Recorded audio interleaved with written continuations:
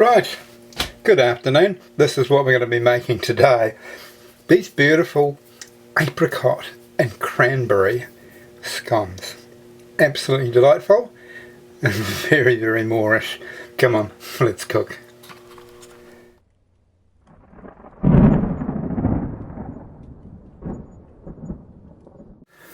Right, so here are our ingredients today.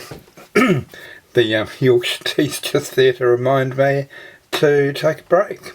But we've got butter, eggs, raw sugar, milk, vanilla extract, high-grade flour, dried apricots, dried cranberries, and baking powder.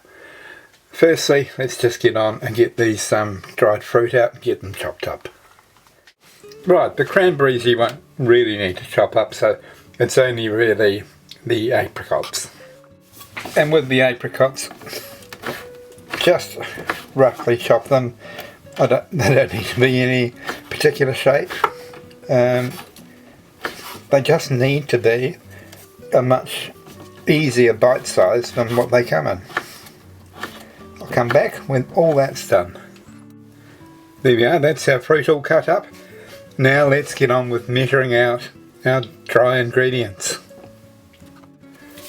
So before that, firstly we'll measure our eggs.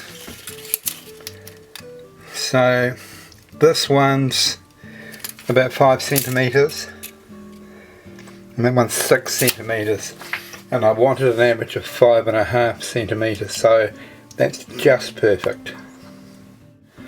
Firstly, our raw sugar. Now we only need 80 grams of this, so around about there, and we'll put that to one side. And now we want 500 grams of high-grade flour. Now when I say high-grade, I mean flour that's got a protein content of more than 11%.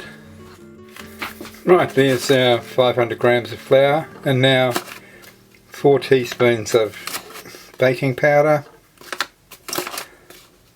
And you'll want to mix this in thoroughly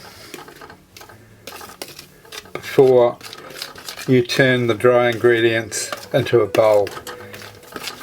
So next we come back, I'll have a fresh bowl here to put this flour into, and we'll introduce the butter to it.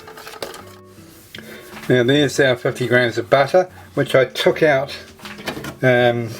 just prior to starting filming, so it's nice and soft now. So if you just cut off little bits and put them into the flour, and then we'll get our hands in there and we'll make it into a sort of a breadcrumb type texture mixture. I'll be back when I've got my hands in there.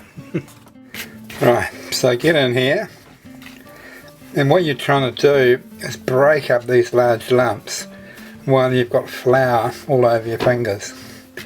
And the heat from your hands will actually help redistribute this this butter throughout the flour in smaller bits until it becomes like breadcrumbs. And I'll come back once it's like that. Okay, so as you can see, that butter, you'd think there was no butter in there at all, but it's now distributed completely throughout that flour. I'm going to put this to one side and let's get our wet ingredients. Right, firstly 2 eggs,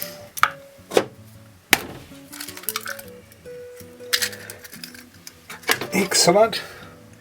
I never get shell in anything except when I turn the camera on. So give these a little combine. Sorry about the noise. Now we're going to add 2 teaspoons of vanilla extract,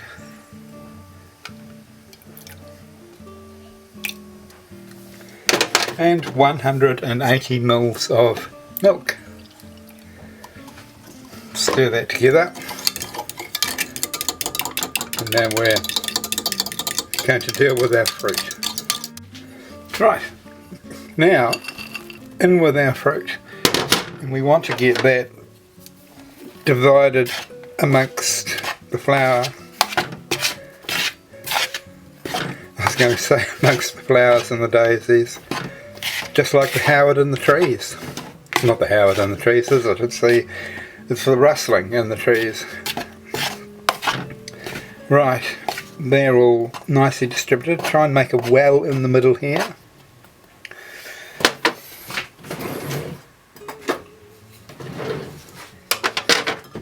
And then this is our egg, milk and vanilla extract. If you're wondering why I haven't put any salt in here, it's because I'm using salted butter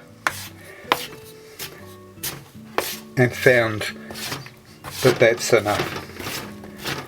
So we'll just bring this together.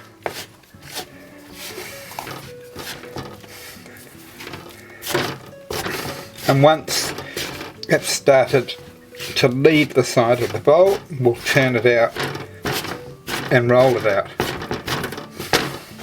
But before I continue here, I'm going to turn my oven onto 180 degrees.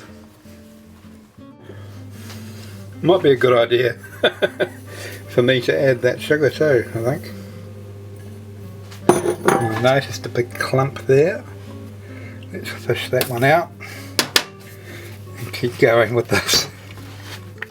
As you can see, that's pulling away from the side of the bowl now. Let's get it tipped out onto our board. Also,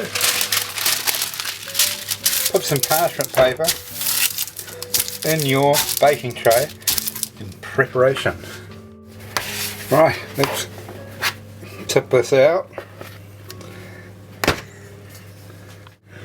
Right, you're probably looking at that thinking, what's he done? But,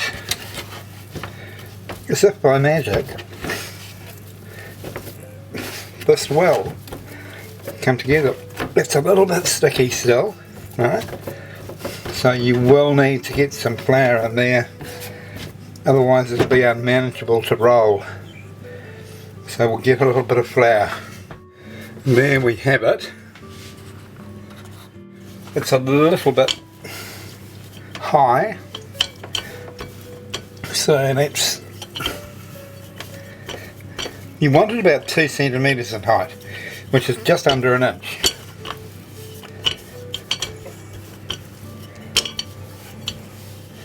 There we are. Now we're going to get our cookie cutter.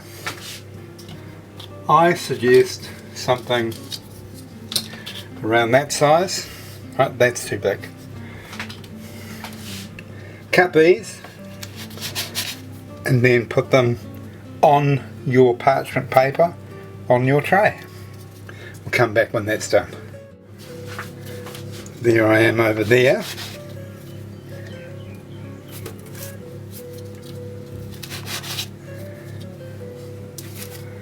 So I don't know how many.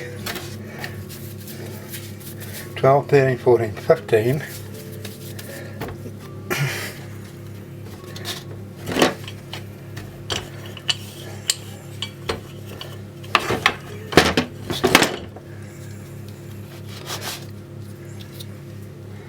$16,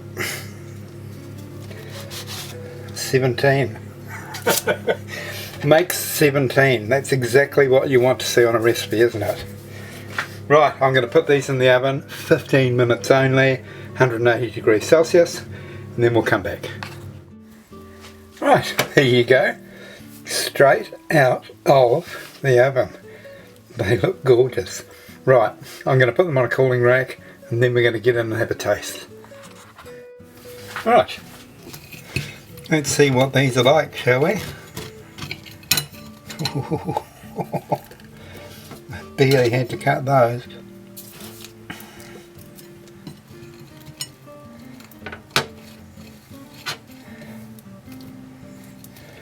Excuse the amount of butter, but I like it. I like the butter. Right.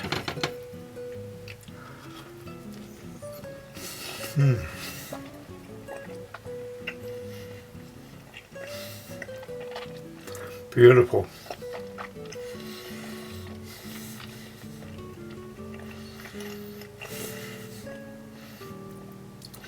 Light and fluffy, and you can taste the flavours of the fruit have got into the rest of the scone.